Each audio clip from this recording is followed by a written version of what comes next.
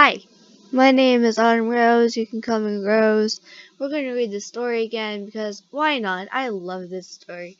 It's by Elle Bells. She is amazing. So, yes. Okay, here we go. Mark's point of view. The girls loved the house. Even though Rose didn't say much, I could see the wonder behind her greenish eyes. Rose is very self-conscious. She has had a rough life. She spends her time caring for Sophie. Heck, the girl is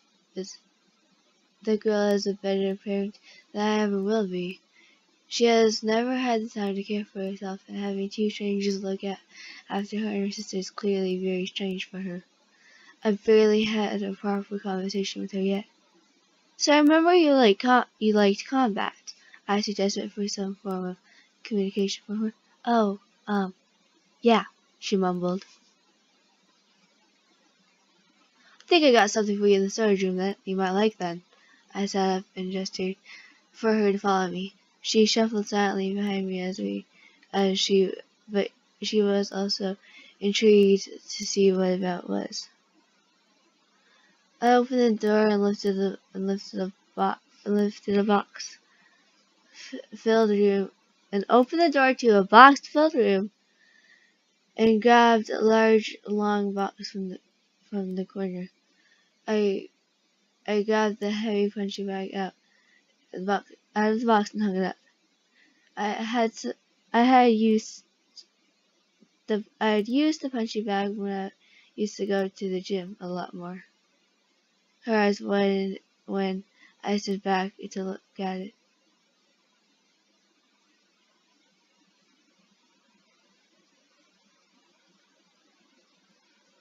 I used to have one of these, but Miss Walsh threw it out and burned it because it was encouraging my bad behavior.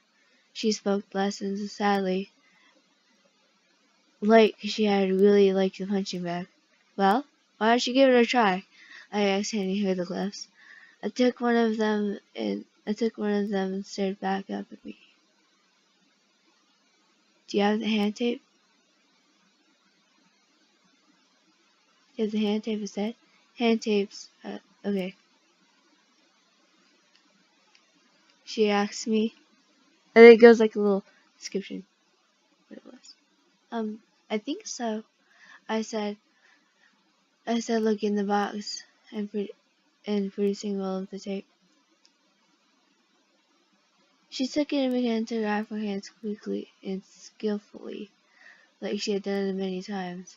She began to stretch her arms out a little, and getting her stance. Ha! I can't read. Holy camoli!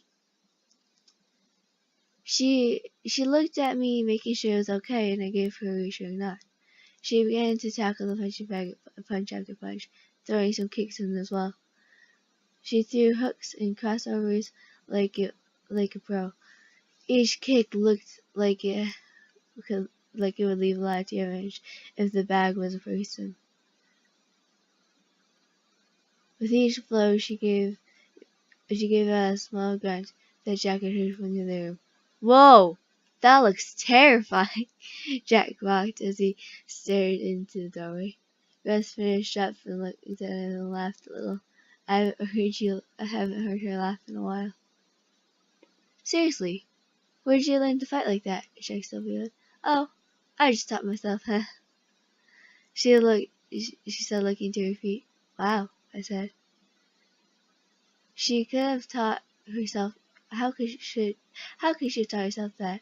She turned back to the punch bag and continued to lace different punches and kicks together with ease. This girl was amazing. You just had to get to know her. It was okay. Jack's point of view. It was the night before, and the girls would be going back to the orphanage. I was sad to see them go. They brought new joy to our lives, even Rose did. She was still anxious, but seemed to warm up to us slightly. Sophie was just as happy and cute as the day we met her. She was really funny and she loved everyone. I wasn't quite ready to introduce the girls to our friends yet. Me and Mark needed to speak to Grace before she goes there. We would talk to her after we put Sophie to bed. Hey, Rose, can we talk? I asked before she got up to bed. Oh, oh, okay. She was sitting back down between the two of us. Miss Walsh was shouting at you. You said something about scars. What was that about? Mark asked her. She screwed up her face in pain. She was tended to the which she tended to do to forget painful memories. A painful memory. God, I need to be able to read. Oh, that was nothing. She standing up, clenching her fists together, was staring at the ground. I knew she was lying. Rose, if you tell us anything, it'll be okay. I spoke softly to her, placing my hands reassuringly on her arm. Will you show your promise, please? With tears in her eyes, she slowly unclenched her fists and flipped her aching hands over so we could see. Her palms were covered in scars and dry blood. Some were fresh and some were old. But what worried me the most was the fresh knife scar on her cutters. Tears began to fall from her.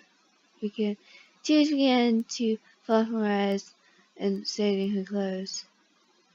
I traced an old scar on her palm and pulled her to a tight hug. She melted into the hug, almost falling apart my arms. Tears fell onto my hoodie, but I didn't care. It's going to be okay, I said, rubbing her back and hugging her tightly. You don't have to stay in that place for long, Mark reassured her, tears forming from her eyes. It wasn't fair on the poor girl. Grace had given up on life. Mark and I were only hope. Oh, it's so sad. I'm literally getting tears. Okay, we have just a little bit more to go. And that'll be the end of this video. 20-part girl. So this chapter's called. I drove the girls back to Cook Hill Orphanage by myself because Mark had a meeting that morning. Sophie had fallen asleep in Rose's lap and Rose stared out the window. We fell into the car park of the old building. I could see the fenced in yard and the children playing in the right front of the car park. Rose woke up Sophie and stepped out of the car. You won't be in here for too long more. I promise. I whispered in Rose's ear. She just nodded, picking up Sophie and carrying her in the scarecrow arms and hands. I don't want to go back. I want to stay with you, Sophie whimpered. I kissed the young girl on the head before a caretaker let the girls back into the horrible prison that they had to live in almost all their lives. We had arranged the orphanage about keeping the kids last night already, so I left straight away, got back in the car.